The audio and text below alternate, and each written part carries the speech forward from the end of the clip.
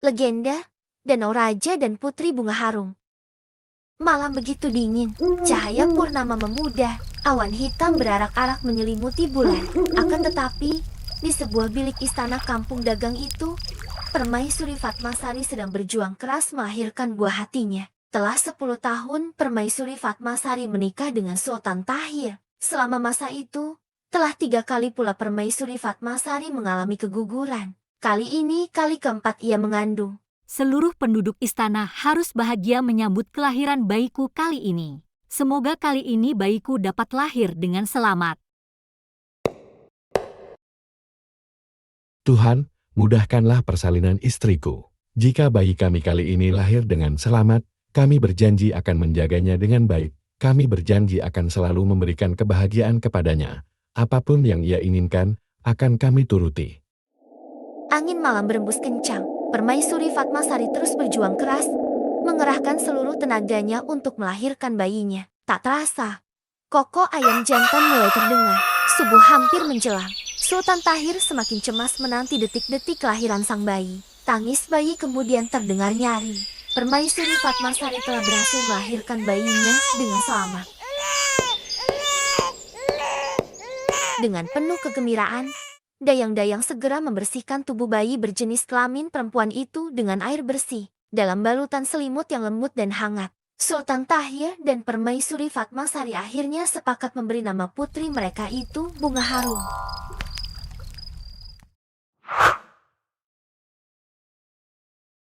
Di usia yang ke-16, Putri Bunga Harum benar-benar tumbuh menjadi gadis dewasa yang pintar dan matang. Secara fisik pun, ia boleh dikatakan sempurna. Kulitnya yang berwarna kuning langsat itu senantiasa mengeluarkan aroma harum bunga yang kian semerbak. Kecantikannya sungguh menawan, membuat siapa saja yang memandangnya akan berdecak penuh kekaguman.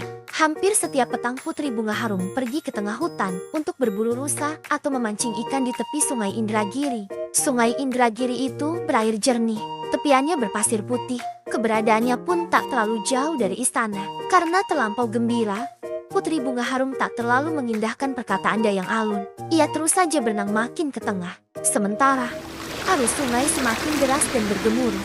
Putri Bunga Harum berteriak. Ia hampir kehabisan napas. Dayang alun terbelalak. Ia berteriak sekeras-kerasnya memanggil kawanan prajurit yang tengah berjaga-jaga di pinggiran sungai.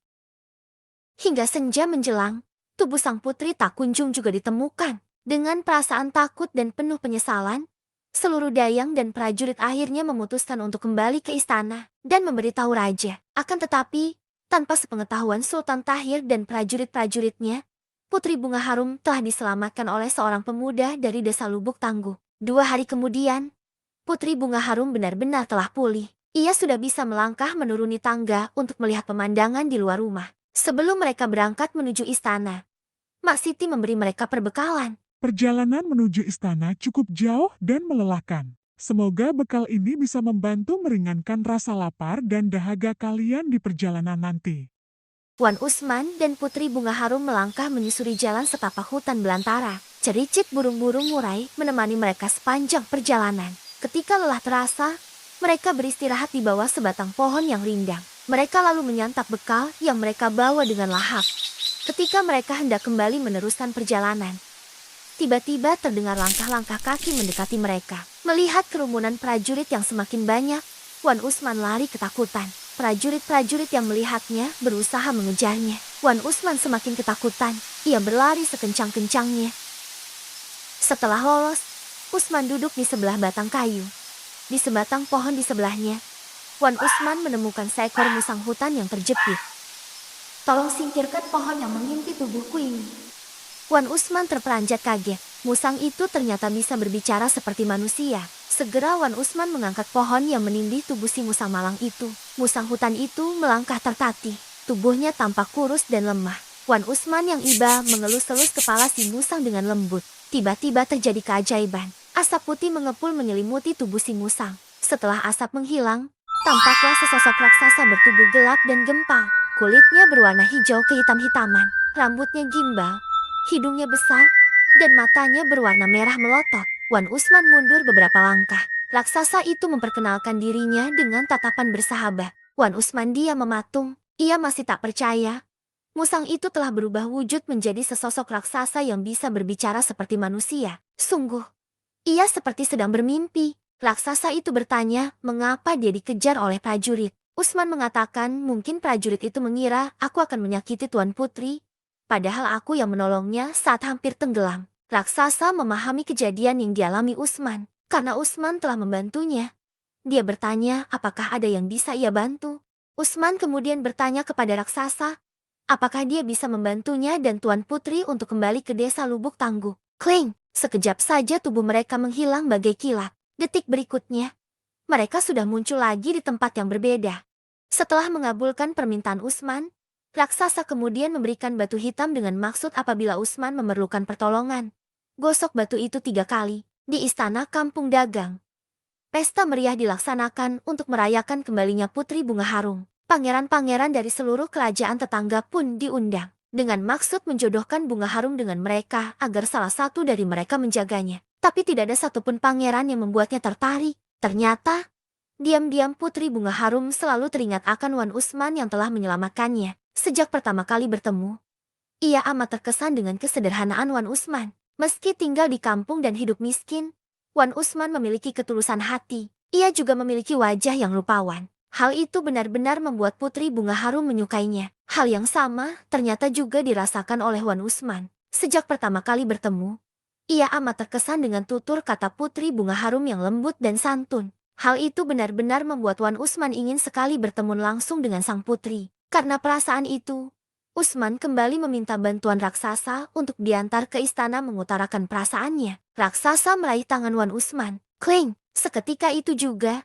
Wan Usman telah berada di hadapan sang putri. Dengan senyum tanpa ragu, Wan Usman langsung mengutarakan perasaannya kepada Tuan Putri. Putri Bunga Harum tak habis pikir, bagaimana Wan Usman bisa tiba-tiba ada di hadapannya. Padahal pintu kamarnya sedang terkunci. Prajurit-prajurit yang berjaga pun tak mungkin membiarkan begitu saja orang asing masuk ke dalam istana tanpa izin. Apalagi sampai berani masuk ke dalam kamar sang putri. Karena Bunga Harum juga merindukan Usman.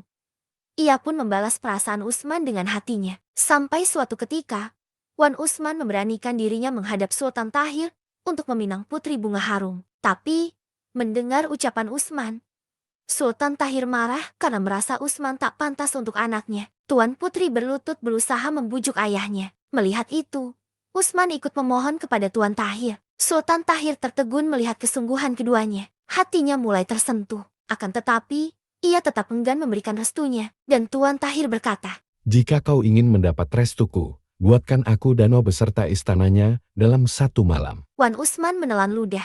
Syarat yang diajukan Sultan Tahir benar-benar sangat berat. Namun, hal itu tak membuat nyalinya menciut. Pendiriannya bahkan tak goyah sedikit pun. Usman menjawab dengan lantang akan menyanggupinya. Hari telah beranjak petang. Wan Usman melangkah menuju hutan rimba. Tepat saat matahari tenggelam, Wan Usman mengambil batu ajaibnya. Digosoknya batu itu 3 kali. Usman menceritakan hal yang telah terjadi. Raksasa itu langsung memanggil pasukannya untuk membantu Usman memenuhi syarat dari Sultan Tahir. Dalam sekejap, hutan belantara yang tadinya dipenuhi pepohonan, kini telah berubah menjadi sebuah danau dengan bangunan istananya yang indah dan megah. Keesokan harinya, Wan Usman kembali ke istana untuk menemui Sultan Tahir. Setelah mengatakan bahwa Usman telah memenuhi syarat Tuan Tahir masih tidak percaya. Lalu Usman membawa Tuan Tahir ke tempat danau itu berada. Sultan Tahir saat pergi melihat danau dan bangunan istana megah itu. Akan tetapi, ia tetap tidak sudi Wan Usman menjadi menantunya. Mendengar penolakan Sultan Tahir yang berkali-kali, Wan Usman pun mundur. Wan Usman memberi hormat dengan membungkukkan badannya. Ia lalu berlari mengitari danau hingga sampai ke istana megah itu. Melihat hal itu, Bunga Harum marah kepada sang ayah. Usman telah menuruti permintaan ayah, tapi ayahnya masih tidak merestuinya. Putri Bunga Harum pun akhirnya berbalik menyusul Wan Usman. Ia memilih jalan pintas dengan merenangi danau itu. Sampai di tengah danau, Putri Bunga Harum tiba-tiba tenggelam karena kehabisan tenaga. Melihat itu, Wan Usman langsung terjun untuk menyelamatkan Putri Bunga Harum. Ia menyelam ke dasar danau, berusaha keras mencari tubuh sang putri yang tenggelam.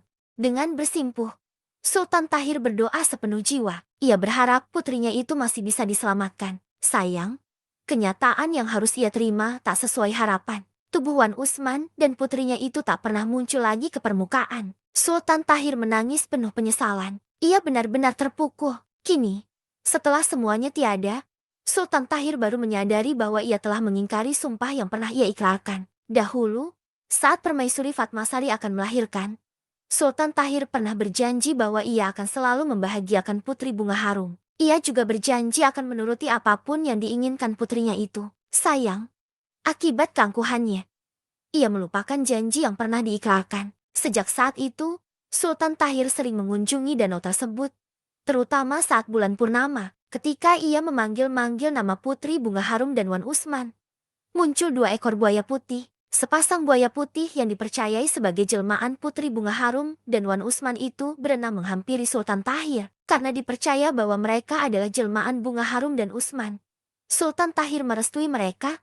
Sepasang buaya putih itu membuka mulut mereka sambil menatap Sultan Tahir dengan mata penuh bina. Kata-kata Sultan Tahir itu benar-benar membuat mereka bahagia. Konon, sejak saat itu, banyak raja dari kerajaan tetangga yang mengunjungi danau yang didiami sepasang buaya putih. Mereka begitu terpukau menyaksikan keindahan danau dan kesejukan airnya yang mampu menenteramkan hati. Karena sering dikunjungi raja-raja, danau itu pun akhirnya diberi nama Danau Raja. Kini, danau itu telah menjadi objek wisata kebanggaan masyarakat Kota Rengat, Kabupaten Indragiri Hulu, Provinsi Riau.